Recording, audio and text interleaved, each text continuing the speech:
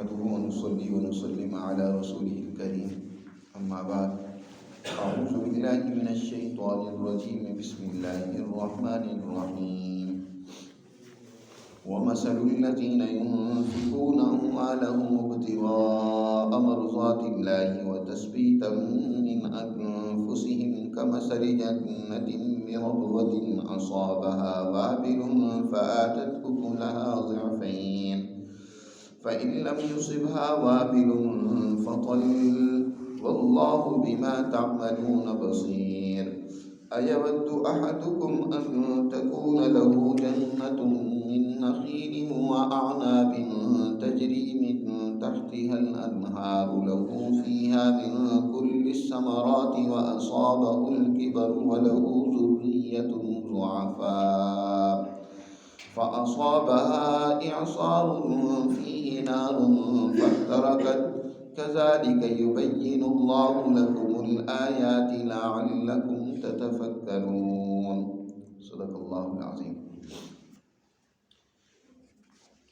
گزشتہ آیات مبارکہ میں اللہ سبحانہ و تعالیٰ نے ان لوگوں کے عمل کی ایک مثال بیان فرمائی جو لوگ اللہ کی رضا اور خوشنودی کی خاطر اللہ کے راستے میں اپنی محنت سے حلال طریقے سے کمایا ہوا مال خرچ کرتے ہیں۔ اللہ تعالیٰ نے ارشاد فرمایا کہ اس کی مثال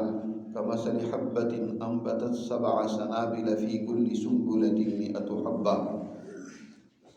جیسے ایک کسان زمین میں ایک دانہ کاشت کرتا ہے اور اس ایک دانے سے 7 بالی ہوئی اور ہر بالی کے اندر 100 دانے ہوں۔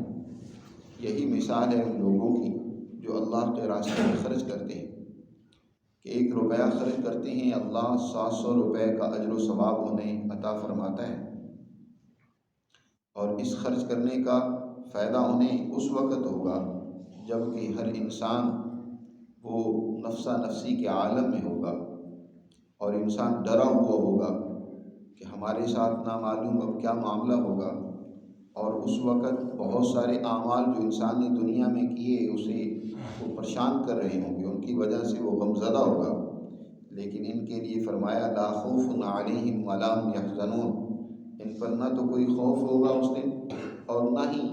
یہ اپنے کسی ماضی کے فیصلے پر کوئی پچھتا رہے ہوں گے، بلکہ پورے مطمئن ہوں گے کہ آج اللہ کی طرف سے ہمیں بہت انعام ملے گا۔ لیکن یہ خرچ کرنا اس وقت مفید ثابت ہوتا ہے جب 2 چیزیں نہ ہوں خرچ کرنے کے اندر۔ ایک تو یہ کہ جس پر آپ نے مال خرچ کیا ہے اس پر کسی قسم کا احسان نہ جتلاؤ، کوئی اس پر اپنی برتری اور بڑائی کا اظہار مت کرو، اور دوسرا کسی قسم کی اس کو تکلیف اور اذیت بھی نہ پہنچاؤ، اس سے کوئی فائدہ اٹھانے لگ پڑو یا اور کسی طریقے سے اس کو ستانے لگ پڑو، اس کو اپنا محکوم اور غلام بنا لو۔ یہ چیز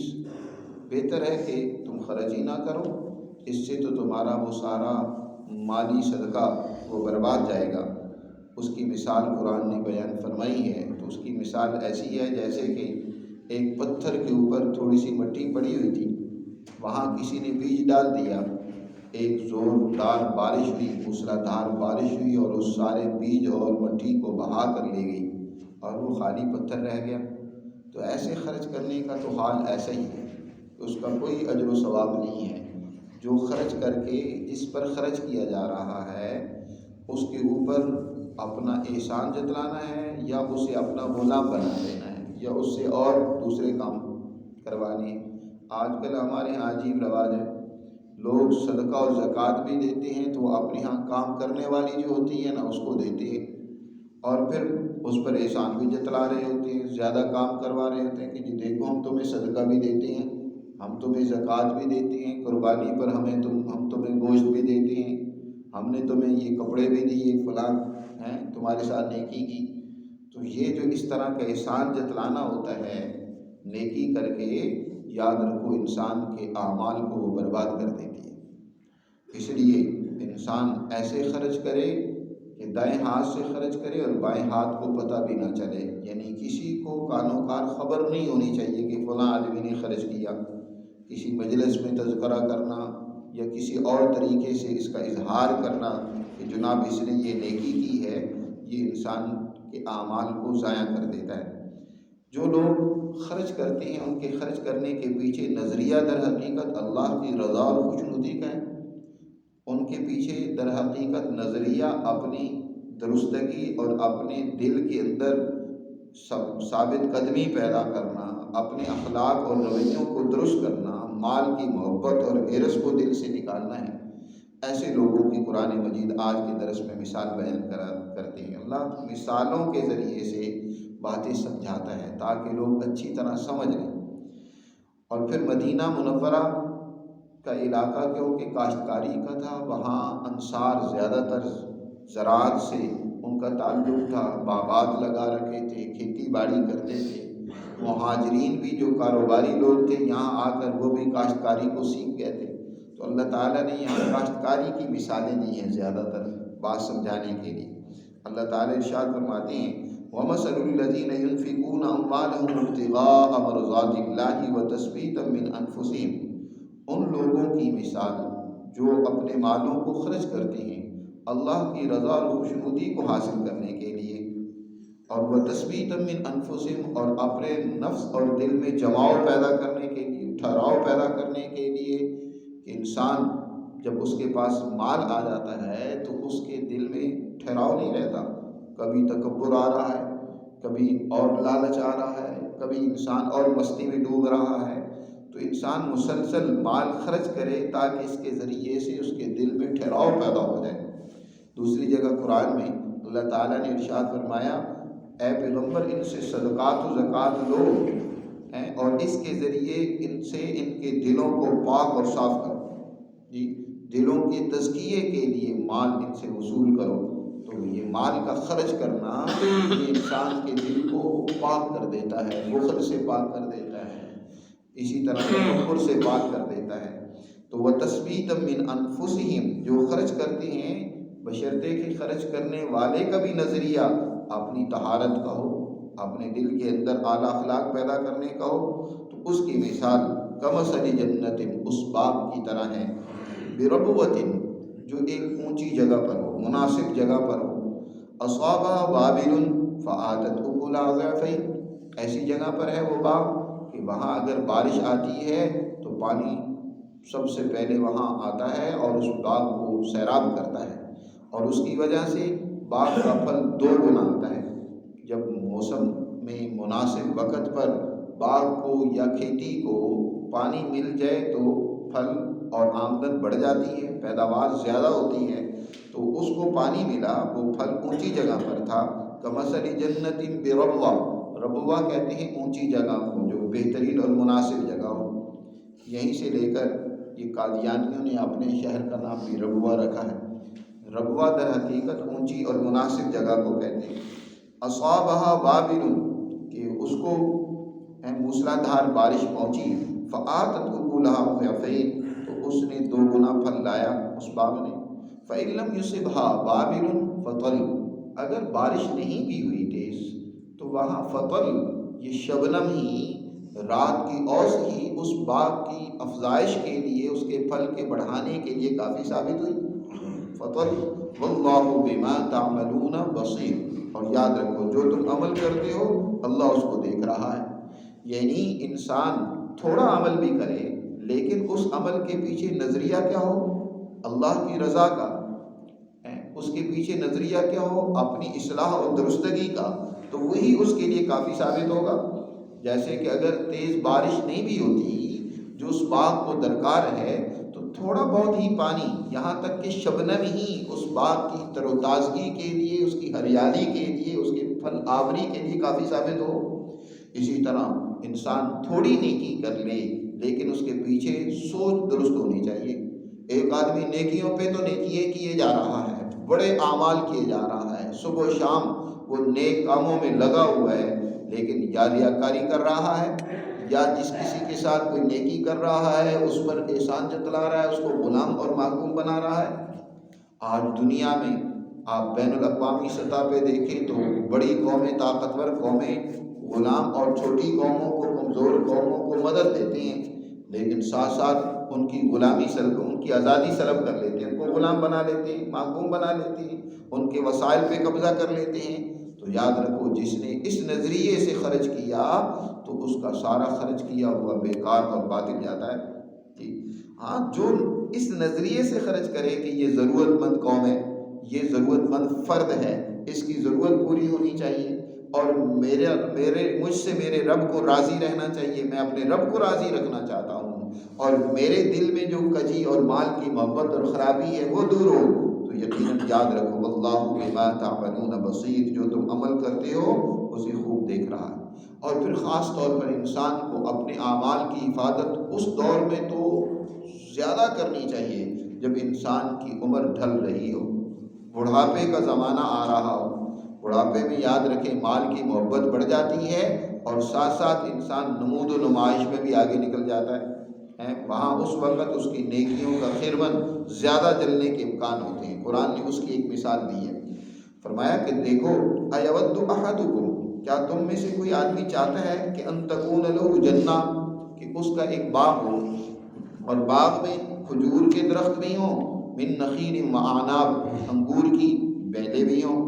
انگور کی بیلیں بھی لگی ہوئی ہیں اور کھجور بھی ہیں، تجری من تحت الانہار، اور بہترین وہاں نہری نظام اور سسٹم بھی جاری ہے، وہاں نہریں بہہ رہی ہیں جو اس باغ کو سیراب کر رہی ہیں، لہو فیہا من کل الثمرات، اور اس کے لیے اس باغ میں ہر طرح کے پھل ہیں، ہر طرح کے پھل وہاں موجود ہیں، وہاں انار کے درخت بھی ہیں، اسی طرح سیب بھی موجود ہے، کھجوریں بھی لگی ہیں، انگور بھی ہیں اور ہر طرح کے پھل موجود ہیں، بہترین باغ ہے، نہری نظام بھی جاری ہے کہ اس کو سیراب کرنے کے لیے اس نے پانی کا بہترین سسٹم بنا رکھا ہے۔ اور دوسری طرف وَأَصَابَهُ الْكِبَرُ، اس کو بڑھاپا پہنچ گیا۔ بڑھاپے میں انسان عام طور پر کام نہیں کر پاتا، باغ کو لگانا ہو تو اس کے لیے طاقت و قوت چاہیے، اب بوڑھا ہو گیا کچھ کر بھی نہیں سکتا، اور پھر یہ بھی نہیں ہوتا کہ انسان جب باغ لگاتا ہے تو وہ فوراً بار آور ہو جائے، بلکہ بسا اوقات انسان خود وہ باغ لگاتا ہے تو اولادیں جا کر اس کا پھل کھاتی ہیں۔ کھجور ہی کو لگائیں تو اس کے لیے بھی 5-6 سال لگ جاتے ہیں پھل آنے میں، اب یہ بوڑھا ہو چکا ہے۔ اور دوسری طرف یہ بھی نہیں ہے کہ اولاد اس کی طاقتور ہو، وہی اس باغ کی نگہبانی کرے، یا یہ اس کے کچھ پودے خراب ہو جائیں ضائع ہو جائیں تو نیا باغ لگا لے، بلکہ اس کی اولاد بھی وَلَهُ ذُرِّيَّةٌ ضُعَفَاء، اس کی اولاد ہے وہ بھی انتہائی کمزور، ابھی نڈھال، ابھی وہ خود دوسرے کے سہارے کی محتاج ہے، خود کمانے کے کام کرنے کے قابل نہیں ہے، وہ بھی انتہائی کمزور ہے اور یہ بھی بوڑھا ہو چکا ہے۔ دوسری طرف یہ ہوا فَأَصَابَهَا إِعْصَارٌ فِيهِ نَارٌ، بس اس باغ پر ایک طوفان آیا، ایک آندھی آئی اور اس کے اندر ایک آگ کا بگولا تھا، یعنی ایک ایسا طوفان آیا، اس کے اندر ایسی آگ تھی کہ فاحترقت، اس نے اس باغ کو جلا کر خاکستر کر دیا، اس باغ کو جلا دیا اور اس کے کوئی ایک پودا بھی نہیں بچا۔ اب دیکھو اس آدمی کا کیا حال ہوگا، اب انتہائی ضرورت کا زمانہ ہے، خود بوڑھا ہو چکا ہے اور اولاد بھی انتہائی کمزور ہے، کچھ کرنے کے قابل نہیں ہے۔ اس عمر کے زمانہ میں اس کا وہ بہترین باغ جو اسے ہر طرح کی پھل، ہر طرح کی نعمت، مالی وسعت دے رہا تھا، وہ اس کے ہاتھ سے چھن جائے، وہ خالی ہاتھ ہو جائے، تو اس وقت اس کی حالت کیا ہوگی کہ انتہائی مشکل اور ضرورت کے وقت اس کے پاس کچھ بھی نہیں رہا، اب سوائے پچھتانے کے، دل ملانے کے، سوائے تکلیف کے اور کیا ہو سکتا ہے۔ تو فرمایا یہی حال ہے اس انسان کا جو ساری زندگی نیکی تو کرتا رہتا ہے، لیکن خاص طور پر عمر کے آخری حصے میں اس نے اپنی اس نیکی کی حفاظت نہیں کی، بڑھاپے میں جب اس کو اپنی نیکی کو محفوظ بنانا چاہیے تھا اس نے اس کو ضائع کر دیا۔ حضرت عمر فاروق رضی اللہ تعالیٰ عنہ نے ایک موقع پر اس آیت کے بارے میں لوگوں سے سوال کیا کہ تم اس آیت کے بارے میں کیا کہتے ہو؟ لوگوں نے جواب دیا اللہ و رسول اللہ عالم، اللہ خوب جانتا ہے۔ حضرت عمر نے ناراض ہو کر کہا کہ تم بھی کچھ جانتے ہو یا نہیں جانتے، اللہ تو جانتا ہی ہے، اللہ نے ہمیں یہ آیت سمجھانے کے لیے اتاری ہے، تم بھی تو کچھ بتاؤ کیا تم جانتے ہو۔ حضرت ابن عباس رضی اللہ تعالیٰ عنہ جو عمر میں خود سال تھے، چھوٹے تھے، انہوں نے کہا کہ امیر المومنین میں بتاؤں؟ کہا بیٹے تم ڈرو نہیں، جھجکو نہیں، ہاں بتاؤ کیا اس آیت میں بیان کیا گیا۔ تو تو فرمایا کہ اس آیت میں اللہ نے اس انسان کی مثال بیان کی ہے جو ساری زندگی نیک اعمال کرتا ہے، یہاں تک کہ جب عمر کے آخری حصے میں پہنچا تو اس نے اپنی اس اعمال کی اور نیکیوں کی حفاظت نہیں کی، ریاکاری کی، دکھلاوا کیا یا کسی اور طریقے سے گناہ میں مبتلا ہو گیا تو اب اس نے ساری زندگی کے اعمال اور نیکیاں ضائع کر دی۔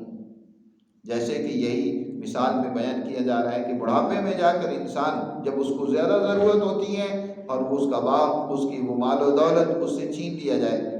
اس کے پاس نہ رہے تو اس کی کیا حالت ہوگی۔ اسی طرح میرے عزیز دوستوں، احسان کرنا، کسی پر نیکی کر کے احسان جتلانا، یا یہ ہے کہ انسان دکھلاوا کرنے لگ پڑے، کسی کو اذیت اور تکلیف دینے لگ پڑے، تو یہ اعمال وہ ہیں جو انسان کی ان نیک اعمال کو ضائع اور برباد کر دیتے ہیں۔ کذالک یبین اللہ لکم الآیات، اس طریقے سے اللہ تمہارے سامنے اپنی آیات کھول کھول کر تمہیں سمجھا رہا ہے، تمہارے سامنے واضح کر رہا ہے کہ اللہ کی آیات میں غور و فکر کرو، ان سے رہنمائی لو، لعلکم تتفکرون، تاکہ تم غور و فکر سے کام لو۔ اللہ یہ مثالیں بیان کرتا ہے تمہیں سمجھانے کے لیے، تمہیں تعلیم دینے کے لیے، تمہاری فکر اور عقل کو تیز کرنے کے لیے کہ ان سے رہنمائی لو اور اپنے اعمال کو درست کرو۔ تمہارا نظریہ در حقیقت اللہ کی رضا اور خوشنودی کا ہونا چاہیے۔ جو بھی انسان عمل کرے اس کے پیش نظر یہ دیکھنا ہوگا کہ کیا ہے، جو پیچھے نظریہ اور سوچ ہوتی ہے، جو نیت اور نظریہ ہوتا ہے، نیت اور ہوتی ہے، وہی در حقیقت اس عمل کے بہتر اور برا ہونے کا اصل سبب ہے۔ نبی کریم صلی اللہ علیہ وسلم نے ارشاد فرمایا نا، انما الاعمال بالنیات، کہ عمل کا مدار انسان کی نیت اور نظریے پر ہے۔ نظریہ کیا ہے پیچھے؟ آج نظریہ وقتی طور پر اپنی چتراہٹ ظاہر کرنے کا ہے، اپنی شہرت کا ہے، اپنی سخاوت لوگوں پر ظاہر کرنے کا ہے۔ کوئی بھی انسان نیکی کرتا ہے، واہ واہ چاہتا ہے کہ میری واہ واہ ہو جائے کہ جناب فلاں صاحب نے بڑا کام کر دیا، چودھری صاحب نے اور رانا صاحب نے اور فلاں نے بڑا نیک کام کیا، بڑا اچھا کام کیا۔ یہ تمہارے پیش نظر ہے یا تمہارے پیش نظر وَتَثْبِيتًا مِّنْ أَنفُسِهِمْ، اللہ کو راضی کرنا، اپنے دل کے اندر اصلاح کے جذبات، اپنے دل کے اندر خیر اور بھلائی کے جذبات پیدا کرنا، اعلیٰ اخلاق پیدا کرنا ہے۔ اگر تو اعلیٰ اخلاق سے اپنے آپ کو خوگر بنانا مقصود ہے تو یاد رکھو یہ اعمال تمہارے لیے دنیا میں بھی اور آخرت میں بھی کامیابی کا ذریعہ ہیں، وگرنہ یہی اعمال انسان کے لیے دنیا و آخرت کے اندر رسوائی اور ذلت کا باعث بنے گے۔ اللہ ہمیں سمجھ نصیب